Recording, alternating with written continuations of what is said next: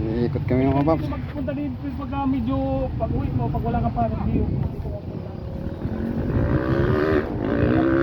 Dito paghapon. Ha? Oo, diretso ko natin para may pang-upload ka.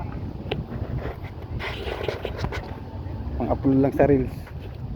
Ito yung unang-unang yata niya eh. Oo, yun o. Ang dami mga ano. Ito? So ayan po mga paps, nandito tayo sa kabilang Boracay din Tuesday dito sa may puno. Ayan, napakaraming mga pyesa naka-plastic. Gaya nito, mga pyesa po yan ng mga motor, naka-plastic lang. Oo. Ayan. Pyesa po yan.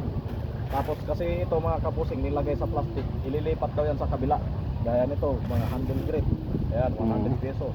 Ayan, mga tambutso na tag 300 pesos. Tara, pasok tayo tanong. Dito tayo. Wala pa yung helmet niya na ano? Yung tulad sa akin.